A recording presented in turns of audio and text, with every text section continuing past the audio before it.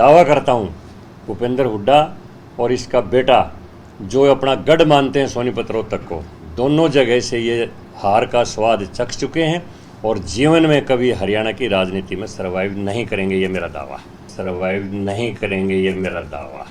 गफलत की है, मैं मानता हूँ। मेरी टिकट कटी गोहाना से, पार्टी गलती करेगी तो उसका खामियाजा भुगतेगी। हमने गलती की है, कोई कहने में संकोच नहीं है। हमारी पार्टी पूरी 75 पार होती अगर हम टिकटों में गफलत ना करते। बीजेपी के राज्यसभा सांसद रामचंद्र जांगड़ा को इस बात का मलाल है कि पिछले दफा 2019 में टिकटों का बंटवारा ठीक नहीं हुआ। आज उन्होंने पार्टी की गलतियां और खामियां साफ तौर पर उजागर कर दी। वो हांसी आए थे, पत्रकारों से बातचीत की और रामचंद्र जांगड़ा ने कहा कि पार्टी में गफलत हुई है, टिकटों को लेकर गफलत हुई है। उन्होंने खुद का एग्जाम्पल भी दिया। उन्होंने कहा कि अगर गोहाना से वो टिकट मांग रहे थे, उन्हें टिकट मिलती तो 50,000 वोटों से जीतते। और भी कई एग्जाम्पल दिए, कई नेताओं के नाम लिए। उन्होंने कहा कि ये सब जिताऊ उम्मीदवार थे, जीत कर आ सकते थे, लेकिन बीजेपी ने उनको टिकट नहीं दिया। अपनी पार्टी के खिलाफ अपनी पार्टी का भंडाफोड़ आज रामचंद्र जांगड़ा ने किया। एक बार फिर से उन्होंने किसानों का भी मुद्दा गर्म कर दिया। उन्होंने कहा कि जो किसान आंदोलन हुआ था वो किसान नहीं थे, देश विरोधी ताकतें थी। आपको सीधे सुनाते हैं वो क्या कह रहे हैं। कोई कहने में संकोच नहीं है। हमारी पार्टी पूरी 75 पार होती अगर हम टिकटों में गफलत ना करते। गफलत की है, मैं मानता हूँ। मेरी टिकट कटी गोहाना से, मैं 50,000 से चुनाव जीतता। जोगीराम सियाग बरवाड़ा से हमारे कैंडिडेट थे, वो चुनाव जीतते, वो जेजेपी में जाके जीत गए। हमारे सोमवीर सांगवान दादरी से जीतने वाले कैंडिडेट थे, हमने टिकट नहीं दी, वो इंडिपेंडेंट जीत गए।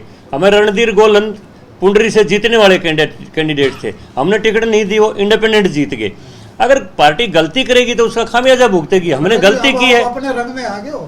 हमने गलती की है तो हम 40 पार नहीं हो पाए। इस बार भी गफलत होगी, घमंड तो टूटा नहीं, पार्टी का बढ़ाई है कुछ न कुछ। नहीं, गर्व कोई नहीं है हमारा, घमंड कोई नहीं है।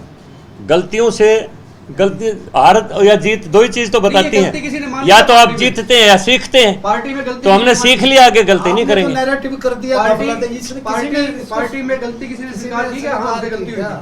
देखो, जब मैं स्वीकार करने लग रहा हूँ, नहीं आप तो कह रहे हो आपकी टिकट कट गई, आपके स्वीकार से तो मतलब नहीं निकलेगा। तो मैंने स्वीकार किया ना कि हमने गलती की है। ये आंदोलन दिल्ली और एनसीआर के आसपास बहुत ही प्रायोजित तरीके से जो देश विरोधी ताकतें थी उन द्वारा ये प्रायोजित आंदोलन चलाया गया था। हमारे किसान भाई हरियाणा के भोले हैं, वो गुमराह हुए। देश विरोधी ताकतें थी तो उसको वापस क्यों लिया गया? नहीं, वो आंदोलन देश विरोधी ताकतों का था, लेकिन वापस से प्रधानमंत्री जी ने कहा है कि मैं भरे मन से ये वापस ले रहा हूँ। मैं अपने किसान भाइयों के ऊपर, ये कोई थियानामन चौक नहीं है, यहाँ कम्युनिस्ट सरकार नहीं है, ये लोकतांत्रिक सरकार है और हम अपने किसान भाइयों पर कोई बल प्रयोग नहीं करेंगे, बिल्कुल भी। हालांकि आपने देखा होगा लाल किले के ऊपर किस तरह से खालिस्तान समर्थकों ने वहाँ पर तलवारें लहराई। वो क्या थे? वो देश विरोधी नहीं थे, तो और क्या थे वो? किस तरह से एक नौजवान की लाश करके, उसको टुकड़े टुकड़े करके और वहां पर सिंधु बॉर्डर के ऊपर उसकी लाश को लटकाया गया। वो क्या लोग थे? उनको हम किसान कहेंगे? वो लोग हैं, फिर भी बख्श दिए। कुछ कहते हैं लोकतंत्र के अंदर ये चाइना का मार्क्सवाद नहीं है यहाँ पर कि थियानामन चौक बना के हजारों छात्रों को रोन दिया जाएगा। ये लोकतांत्रिक व्यवस्था है। लोकतांत्रिक व्यवस्था में बहुत जहर की घूंट पीनी पड़ती है और वो हमारे प्रधानमंत्री जी ने कहा है कि हम भरे मन से ये कर रहे हैं। हमारे कुछ किसान भाई गुमराह हो गए, उनको आहिस्ता आहिस्ता समझ में आ जाएगी। फिलहाल हम इस आंदोलन को इसको कानून को वापस ले रहे हैं। स्पेसिफाई कर सकते हैं कि आप ये देश विरोधी थे? क्या आपने कहा कि देश विरोधी आपके सामने है। जिन लोगों ने लाल किले पर तलवारें लहराई वो देश विरोधी नहीं थे, तो और क्या थे? जिन लोगों ने एक नौजवान की लाश के टुकड़े टुकड़े करके सिंधु बॉर्डर के ऊपर लटका दिया वो देश विरोधी नहीं थे, तो और क्या थे? देश विरोधियों को बख्श दो फिर आप। वो समय के साथ साथ बात है। और हरियाणा में जिसने भी जाति की बात करी है, जिसने भी पृथकतावाद की बात की है, हरियाणा की राजनीति से खदेड़ दिया गया है और इसका अंजाम हुड्डा भी भुगतेंगे। मुख्यमंत्री दुष्यंत चौटाला बनेंगे अगली बार। देखो मेरी बात सुनो, सबको हक लोकतंत्र है। वो तो ओम प्रकाश चौटाला भी कहते हैं अब की बार इन लोगों की सरकार आएगी। दम लगता है जेजेपी के? ऐसा है, अपनी अपनी बात में सबको दम लगता है कि मेरी बात में दम है, लेकिन पब्लिक में क्या दम है वो पब्लिक रिजल्ट दिखाती है। जनसंवाद कार्यक्रम चल रहे हैं, टोकन मिलते हैं, टोकन दिए जाते हैं, ये आदमी का एंट्री होगी, ये आदमी नहीं आएगी। पब्लिक जो है ना अलाउ नहीं है वहाँ, पार्लियामेंट नहीं निकल जाते हैं उनके। नहीं, एक ही जगह के ऊपर बुआनी खेड़ा में उस विधायक ने कार्ड बनवा के और वो एंट्री की थी। बाद में जब उनके संज्ञान में आया कि भाई यहाँ पर आम पब्लिक नहीं थी, तो अगले ही दिन ओपन कर दिया था। और चौधरी धर्मवीर सिंह ने जितने भी वो जनसंवाद करवाए, 2-3 हज़ार आदमी सामने बैठे थे, बिल्कुल खुले में जनसंवाद थे। और वो वही प्रक्रिया चल रही है, अब खुले में हो रहे हैं। ये राजनीतिक इतिहास रहा है।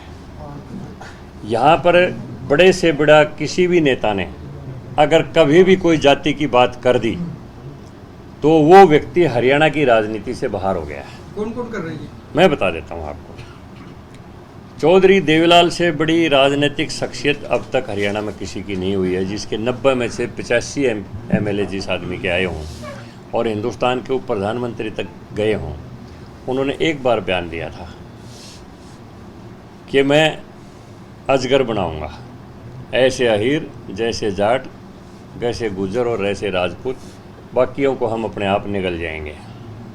उसके बाद चौधरी देवीलाल हरियाणा से कोई चुनाव नहीं जीत पाए। एक चुनाव अपने जीवन में वो सीकर से जीत के आए, हरियाणा से कोई चुनाव नहीं जीत पाए वो। और मैं बता देता हूँ, मुख्यमंत्री जैसी पवित्र कुर्सी के ऊपर बैठ के भूपेंद्र हुड्डा ने जो हरियाणा में कास्टिज्म का जो जहर फैलाया और ये बयान दिया कि मैं जाट पहले हूँ, मुख्यमंत्री बाद में हूँ, मैं दावा करता हूँ भूपेंद्र हुड्डा और इसका बेटा जो अपना गढ़ मानते हैं सोनीपत रोहतक को, दोनों जगह से ये हार का स्वाद चख चुके हैं और जीवन में कभी हरियाणा की राजनीति में सर्वाइव नहीं करेंगे, ये मेरा दावा है।